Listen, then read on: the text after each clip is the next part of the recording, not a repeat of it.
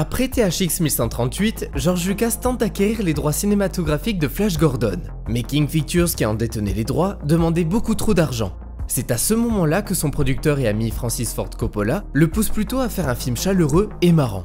Le jeune cinéaste se dit alors que c'est peut-être le bon moment pour se lancer dans un film de science-fiction et d'action, dans un croisement entre 2001 l'Odyssée de l'espace et James Bond. Enfant, je lisais beaucoup de science-fiction. Pas celle technique d'Isaac Asimov, mais celle d'Harry Harrison, plus aventureuse, plus épique. La Guerre des Étoiles est aussi née de l'influence de ces romans, et de bien d'autres, de même que du western, des films de samouraï. J'ai tout mêlé, agrégé. Ce n'est pas tant que j'y ai trouvé l'essence de mon scénario, mais La Forteresse Cachée m'a donné l'idée de raconter l'histoire du point de vue de deux personnages secondaires. Et des références, George en cite à l'appel, comme les Chroniques de Narnia, Le Seigneur des Anneaux, L'Île au Trésor ou même la Seconde Guerre mondiale.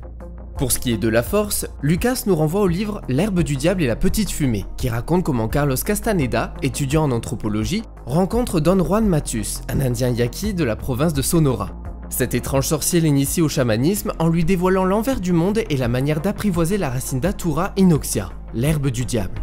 Selon le metteur en scène, la Force distille toutes les religions pour n'en tirer qu'un seul concept basique. Le fait qu'il y ait un dieu qui représente le pouvoir suprême, quelque chose qui contrôle notre destin ou qui œuvre pour le bien comme le mal, c'est quelque chose qui a toujours été fondamental dans l'histoire de l'humanité. De plus, le cinéaste qui a grandi avec les mouvements contestataires souhaite parler de l'impérialisme américain. Les USA traversaient alors une grave crise et leur cinéma le reflétait. Par réaction, j'ai voulu faire de La Guerre des Étoiles un conte de fées, un mythe, parce que la jeune génération en était privée. Les jeunes ne disposaient d'aucun imaginaire. Les seuls héros qu'on leur proposait étaient l'inspecteur Harry et Kojak. Tous les films qu'ils voyaient mettaient l'accent sur des catastrophes, sur l'angoisse et la violence. Désormais, plus de John Wayne, plus d'Errol Flynn. Il ne restait que les productions Disney, qui relèvent davantage du marketing que du cinéma. Il commence par noter quelques lignes, mais très vite, c'est à n'y rien comprendre. Il écrit une première version qui jette à la poubelle, et ensuite une deuxième version qui connaîtra le même destin. Durant 3 ans, il passe environ 5 à 8 heures par jour à écrire, modifier, supprimer et construire son récit.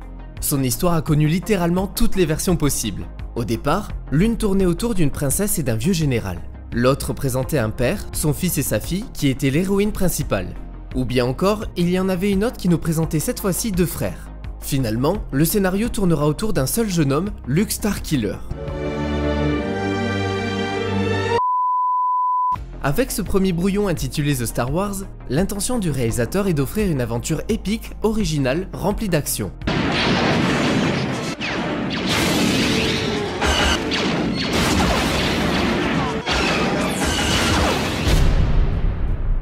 Plus épurée, la 4e mouture datant du 1er janvier 1976 est presque prête, mais quelques changements s'imposent encore, comme Han Solo, qui est représenté ici comme un alien ou une sorte de monstre. Pour rendre plus crédibles ses rapports avec Luke et la princesse Leia, le personnage devient finalement un être humain.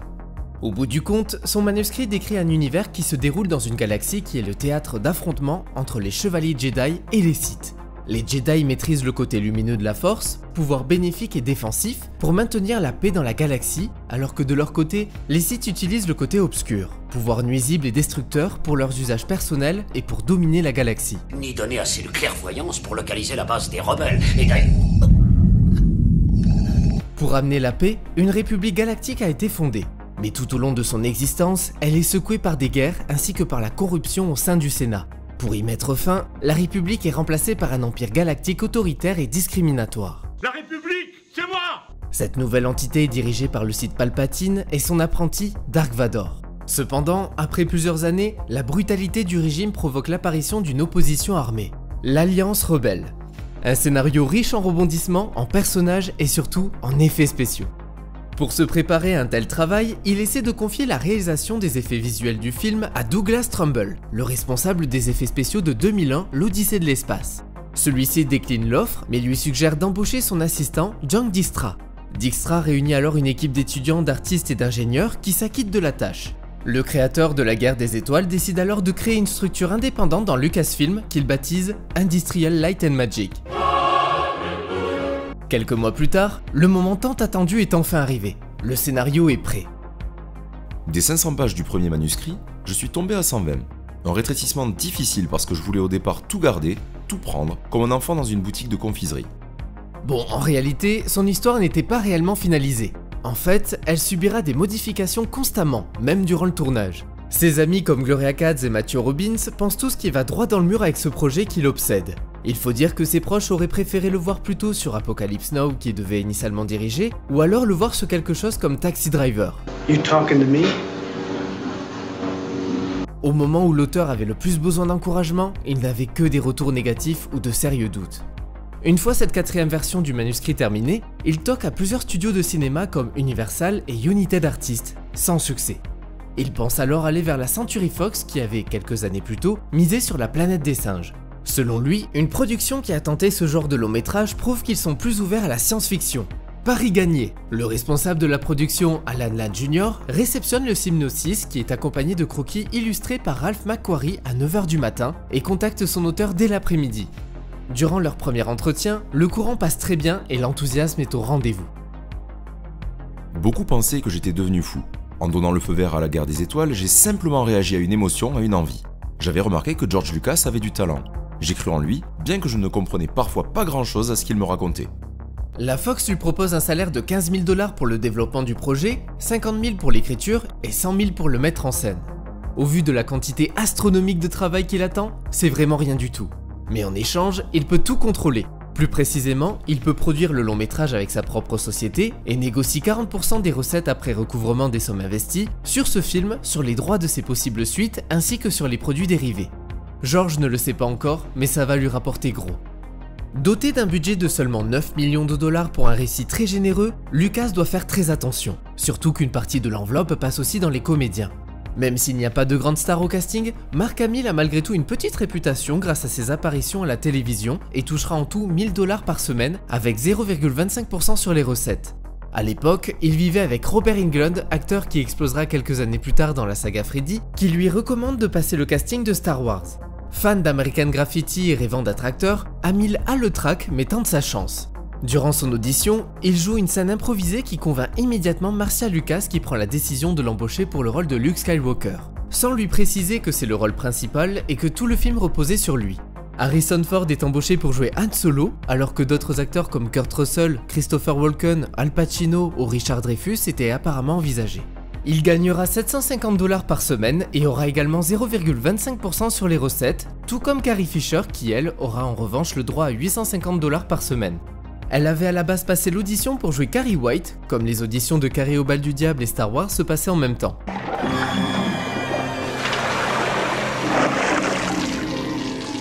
Fait très amusant, Lucas pensait avoir trouvé sa princesse Leia en voyant pour la première fois Sissy Spacek. Mais très vite, Brian De Palma et George s'échangent les actrices, un choix que Carrie et Sissy acceptent avec joie. Plus que le personnage, le projet me plaisait. Je me voyais avec tous ces monstres. Ma mère m'a même surprise en train de déclamer en petite tenue les dialogues des pages de scénario que la production m'avait envoyées. Un seul détail ne plaira pas à l'actrice. Je veux bien évidemment parler de sa coupe de cheveux qui nécessite énormément de préparation chaque matin. Cette coupe nécessitait que je sois très tôt sur le plateau, à 5 h. Dans le meilleur des cas, je m'assoupissais et me réveillais fin prête. J'avais le sentiment d'une séance de torture avec des sèches-cheveux dont la chaleur était si brûlante que je redoutais de me transformer en torche vivante. George m'a aussi demandé de me bander les seins de façon à ce qu'ils ne gigotent pas. Dans l'espace, rien ne devait tressauter. Alors qu'il tournait à Los Angeles Un cadavre au désert, au moment où George Lucas cherchait son Obi-Wan Kenobi, Alec Guinness est embauché en négociant un salaire de 150 000 $ et surtout 2,25% sur les recettes. L'acteur s'en félicitera jusqu'à sa mort en 2000 et on ne peut que le comprendre. Et pour le rôle de Dark Vador, George Lucas souhaite quelqu'un de très grand et costaud. Il se tourne alors vers Dave Prowse qui mesure 1,96 m. L'homme avait auparavant interprété le monstre de Frankenstein dans Les Horreurs de Frankenstein et Frankenstein et le monstre de l'enfer. A l'origine, le comédien avait le choix entre deux rôles, celui de Dark Vador ou de Chewbacca. Sans hésiter, il choisit le rôle du méchant. Parce que le public se souvient toujours des méchants. J'ai fait passer tout ce que je pouvais par la gestuelle et sa manière de marcher à grands pas. À ce moment-là, le look de Vador venait d'être établi, et c'est grâce à l'illustrateur Ralph McQuarrie que le personnage a obtenu cette apparence. Comme un extrait du script le décrit en train de sortir dans l'espace pour atteindre un autre vaisseau, l'artiste imagine alors un équipement avec une combinaison et un masque lui recouvrant tout le visage, doté d'une petite grille respiratoire en forme de dentition.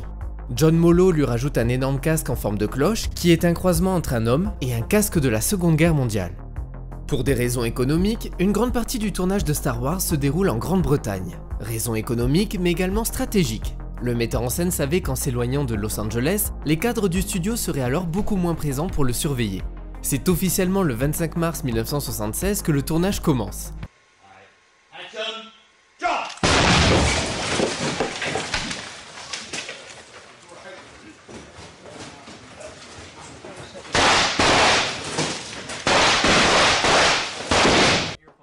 Yeah.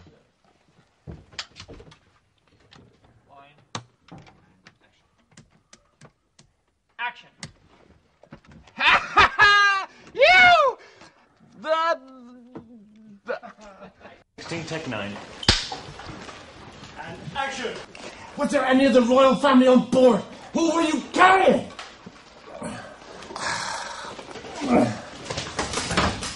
No, Aldron, it's peaceful. We have no weapons. You would can't... prefer another target, a military target, then name name it, now! Et George démarre cette aventure très mal. Il est stressé, se montre fermé, froid et communique très peu avec ses équipes. D'après le directeur de la photographie Gilbert Taylor, le réalisateur est quelqu'un qui ne se lie pas facilement avec les autres. Chaque jour, alors qu'ils étaient tous les deux en train d'examiner les rushs, il restait distant et muet, sans dire si le résultat convenait ou non. De plus, alors que Lucas souhaite enchaîner les plans pour obtenir le plus de matière possible pour le montage, Taylor, lui, adopte un rythme plus lent, ce qui va très vite énerver le metteur en scène.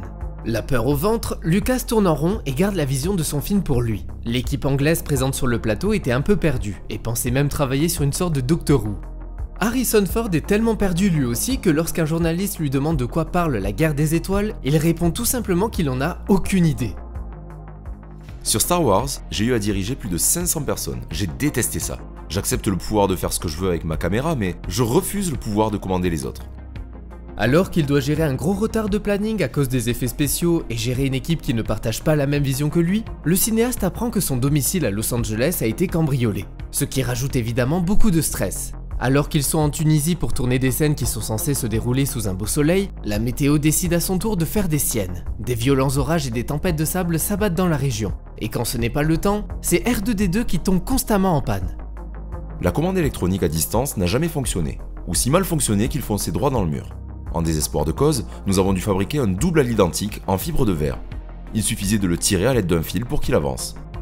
Le cinéaste se retrouve dans une situation très grave. Son film a 5 semaines de retard et la Fox, qui n'a reçu aucun rush, s'impatiente. Obligé, George montre à Alan Ladd Jr. 40 minutes de son film, monté n'importe comment, sans musique et sans effets spéciaux. Le producteur commence à sérieusement douter du projet. Une semaine de plus est accordée pour terminer le tournage avec 3 équipes différentes. Steven Spielberg propose son aide pour gérer l'une d'entre elles, mais Lucas refuse et décide plutôt d'enfourcher une bicyclette pour passer d'un plateau à l'autre plus rapidement. Une semaine plus qu'épuisante. Avec un budget et un calendrier dépassé, George est de retour chez lui, plus que déprimé, et a la sensation d'avoir fait seulement 25% de ce qu'il voulait faire. De plus, Industrial Light and Magic prend énormément de retard, ce qui intensifie la tension entre Lucas et la Fox. La mission des 75 personnes qui travaillent est de livrer en 1 an et demi près de 630 plans d'effets visuels. Mais du coup, pourquoi ce retard? Eh bien tout simplement parce qu'ils sont en train de multiplier des tests intensifs pour proposer un système révolutionnaire. Rien que ça. De son côté, le réalisateur se retrouve avec 18 km de pellicule pour débuter le montage. Il est aidé par 3 monteurs, Richard Chou, Paul Hirsch et sa femme Marcia. Alors que Marcia met généralement une semaine pour monter 10 minutes de film, la séquence de l'assaut final contre l'étoile de la mort va lui demander en tout 8 semaines. Cependant, elle va devoir quitter le navire, lorsque son ami Martin Scorsese l'appelle pour monter son film New York, New York. Pas le temps pour se disputer avec son épouse, George la laisse partir et se concentre sur ses 2 autres monteurs. Comme certaines séquences ne fonctionnent pas du tout, Mark Hamill est rappelé pour retourner quelques plans afin de limiter les dégâts. Mais l'acteur ne se présente pas sur le plateau. En effet, le comédien est victime d'un accident de la route. Je me suis réveillé dans un sale état. Dans le miroir de la chambre d'hôpital, j'ai contemplé mon visage. Il ressemblait désormais à une tarte aux fraises, mon nez avait pratiquement disparu. Une fois le premier montage bouclé, une projection privée est organisée sans les effets spéciaux qui sont encore en cours de construction par la société ILM. Dans la salle, nous retrouvons entre autres Brian De Palma, Steven Spielberg, Alan Ladd Jr. et Marcia. 2 heures plus tard, les lumières se rallument et le silence est assourdissant. De Palma lui fait bien comprendre qu'il n'a rien compris et sa femme lui dit que son long métrage va mettre fin à sa carrière. Seul Spielberg fait un retour positif en affirmant que Star Wars va être un très beau succès et va dépasser les 100 millions de dollars. Les effets spéciaux sont enfin prêts et sont intégrés au film seulement 3 semaines avant la sortie, tout comme la musique de John Williams qui rythme toute l'œuvre. George Lucas suit les conseils de De Palma, en avançant de plusieurs minutes la première séquence qui se déroule dans l'Étoile de la Mort, et il simplifie le texte d'ouverture qui rend hommage à Flash Gordon. Il organise ensuite une nouvelle projection, cette fois-ci publique, à San Francisco. Ce soir-là, le public est conquis et ne cache pas sa joie. Un nouvel espoir renaît. En raison du faible budget, la distribution est très timide. Star Wars sort dans une trentaine de salles seulement le 25 mai 1977. Contre toute attente, les jeunes adultes et les enfants viennent en masse découvrir les premières aventures de Luke Skywalker. Alors que George et Marcia viennent dîner dans un restaurant qui se trouve être en face du Chinese Theater, le couple n'en revient pas. Jour après jour, les chiffres explosent. J'ai vu de mes yeux des gens monter des petites tentes devant le Chinese Theater dans l'espoir de trouver des places dès le lendemain matin. La Guerre des Étoiles devient peu à peu l'un des films les plus rentables de tous les temps, en battant le précédent record de 260 millions de dollars détenu par les Dents de la Mer. The movie is called Star Wars, and since it opened here 9 days ago, capacity crowds have filled the 1,100 seats in the theater almost daily. In only 9 days, Star Wars has grossed more money than any movie in Dallas history. Why are you waiting in such a long line to see a movie? Well, we've just been looking forward to seeing it. We've waited about a week. We were hoping the lines would kind of diminish, but... Well, I'm a real science fiction fan. I've got hundreds of science fiction books at home, and I think this is going to be a science fiction classic. Dans le monde entier, il engrange plus de 530 millions de dollars. Les chiffres grimperont encore année après année, grâce aux ventes de VHS, DVD et aux multiples diffusions à la télévision. En tout, c'est 1,5 milliard de dollars de récoltés pour un seul film. Et tout ça sans prendre en compte les ventes de jouets, posters, jeux de cartes et la bande originale qui se vendent super bien. Sous le choc, George Lucas se penche déjà sur le développement d'une suite.